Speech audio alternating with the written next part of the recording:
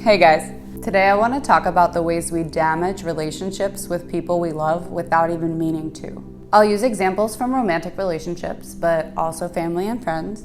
I feel like people often think that relationships just means who you're dating, and our lives are full of relationships, so that's just not true. Unpleasantness and conflict are inevitable. We'll face them all the time, especially when we're spending extended periods of time or live with people while we're undergoing stress, but bad situations won't undermine relationships if we don't allow them to. So I want to share just a few rules of engagement that I've found really helpful in dealing with the people around me when conflict or any sort of negative situation comes up. These are rules that I live by, and they've been invaluable. So let's get to rule number one. Rule number one is we can't blame our loved ones for our own stress or misfortune. So to make this rule work, we have to remember that our loved ones support us. Just because we can get away with a little jab at them here and there, and they might not necessarily call us out for doing so, doesn't mean we should do it. Actually, in my opinion, it means we really shouldn't do it because it shows just how invested that person is in our well-being. It's like any vice. If it makes us feel better for 2 seconds to relieve some stress by picking on someone we love, it'll make us feel guilty and worse long-term when we look back and remember what we did. And it also could easily escalate into a fight because most fights start with just little jabs, like really small things. No one starts a fight with an atomic bomb. I mean, I guess some people do, but most regular fights just start from small things, like a little critique or something that wasn't intended to snowball quite the way it did. So a good example of taking your frustration out on other people. Imagine you had a really bad day at work. You just got home. You're stomping around your house. You're slamming doors. All the people around you are feeling anxious because of it. If you think it doesn't impact them, you're wrong. It does. Just think about the way you feel if someone you're living with is stomping around like a dinosaur, I guess a dragon, I don't know. Instead, you could use the people around you to comfort yourself. You can lean into them as more of a guilt-free way to relieve your own suffering, and it might even make them feel purposeful, like they're helping you. If you find yourself giving one-word answers, for example, to a text message from a family member, let's say your sister's texting you, she really wants to know how you are, but you're just fixated on the fact that you hate your job and you're having a bad day, and remember that she's not a punching bag. You shouldn't take her caring for you for granted. Instead, ask her for advice or vent your frustration, and ideally think of an action plan to improve your job situation, but under no circumstances is it okay for you to inflict your stress and anxiety on her just because she was trying to be there for you. Remind yourself that she didn't do anything wrong. Count her as a blessing in your life. Use her support even to help you solve your problem, but it's not her fault, and don't ever make her feel that it is.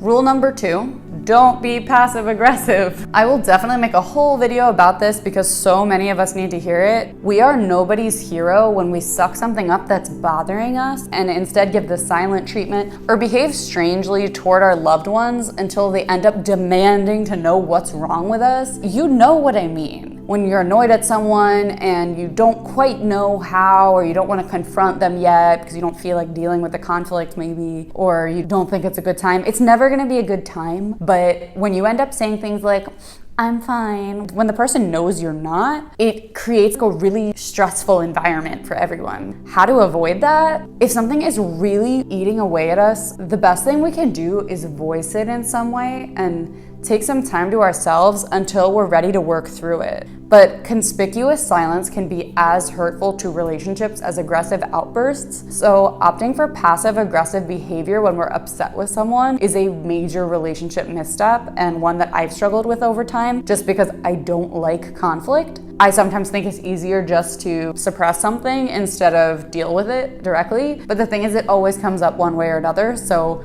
it's better to just be honest and be respectful and bring it up. Because if that person's really in tune to the way you're feeling, they're gonna sense it anyway, and it's just gonna stress everyone out. So just get it over with.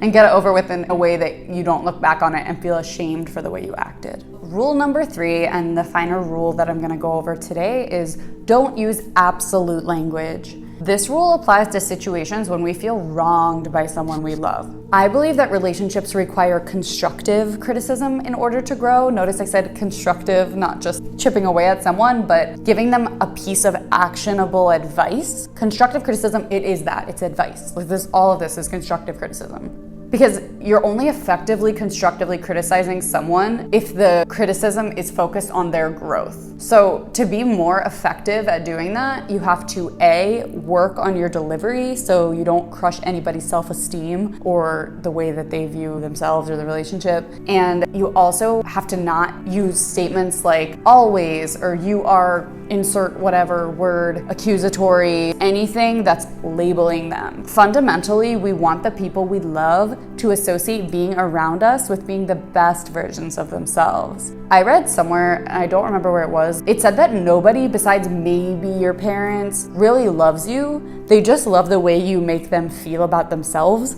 and the way you make them feel in general, and they project that love onto you as a whole, but they don't actually love you. So if it's true that they don't love you and they just love the way you relate to them, you don't want to poison the way you relate to them by jumping into specific situations where you're having a conflict too deeply in a way that you label them and you kind of introduce this negativity that it's really hard to get rid of once it's entered the relationship. For example, hypothetical boyfriend leaves the same freaking mess in the living room that you told him 550 times to clean up before he goes to bed.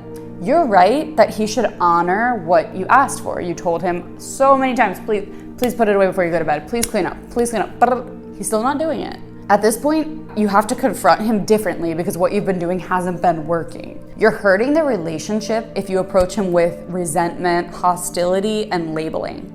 There's almost no way he will listen to you and really think about what you want if you tell him he's so lazy, he never listens, he's selfish, he's so messy, or whatever you think of saying in the moment to displace the frustration that you're feeling onto him, because at the end of the day, you don't necessarily feel all of these things are true about him, but you're saying it because you're angry and you want to jab him. You want him to feel your frustration too. You don't want to just burn in your own emotions. You want to kind of displace them. And that's not productive. Even if he ends up doing what you asked, he's going to resent you just a little bit for the way that you spoke to him. And he will, on some level, internalize what you said and associate those traits with the way that you view him. If many similar situations take place over time, he might start to associate feeling gross, annoying, lazy, dumb, and whatever other labels you gave him with the way he feels every time he's around you, in which case he might not want to be around you very often. In an extreme case, he could break up with you. In a less extreme, but maybe equally painful case, he could stay with you and put distance between you.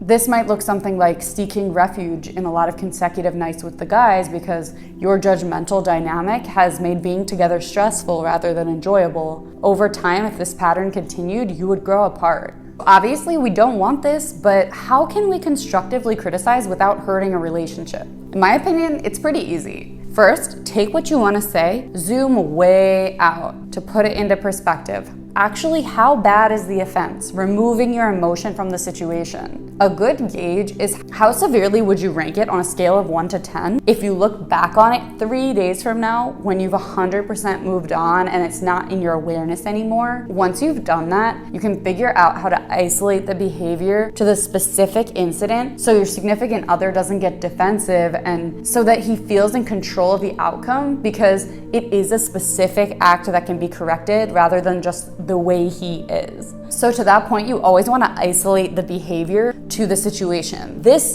specific behavior frustrated me because X, instead of saying you are so blah, blah, blah. You never want them to feel that they are something because that could give feelings of hopelessness that they can't even fix it. So why would they try? You want to really, really isolate it and show how much you believe in them, you know? So a decent response to the example I gave of leaving a mess in the living room would be something like, I know you're probably frustrated that I've said this so many times, but I'm frustrated too because I keep bringing it up and it makes me feel stressed when I wake up in the morning and I see a huge mess in the living room. And it would just mean so much to me if you could box them up and throw them in the fridge before you go to sleep. I know how much it matters to you that I have a smooth morning. I love you so much and thank you for understanding. You're already jumping the gun that they're gonna do it, that they understood, and you're communicating your expectations. Someone who really loves you will understand, they'll feel how important that was to you, and they'll do it. If they're so lazy that they're still not doing it, and yeah, I just said lazy as a label, but you're allowed to think things that you don't say.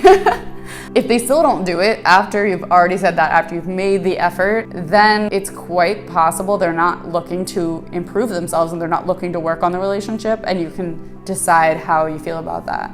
So the reason that I'm recommending such delicate delivery is because it would have been just as easy to tell him, actually probably easier, that he doesn't listen to you, or you thought that there was a wild animal in the living room at night after you sleep. But taking this approach would produce the opposite outcome. Because if we think about it, this behavior of curating what we say to get what we want from relationships is so strategic because we want to be close to that person. If they're really so terrible, maybe we shouldn't choose them, but if we know that we consciously, actively choose them, we should behave like it by treating the relationship with care. We should also have realistic expectations about the type of person we're with and decide if we can accept their shortcomings right now exactly as they are. I think a lot of times we think that we'll be with someone once they change a couple things about themselves, and that's just not a rational way to view relationships. You have to be able to say, could I deal with this person's shortcomings exactly as they are? Hopefully they improve, but if they don't, could I live with them? If the answer is yes,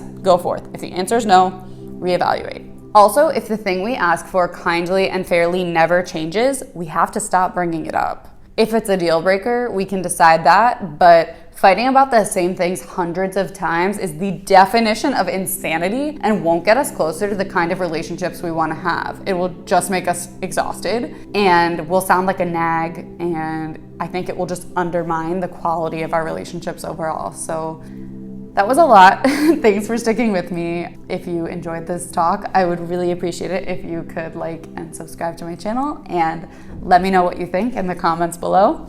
There's more girl talk to come soon. Bye for now.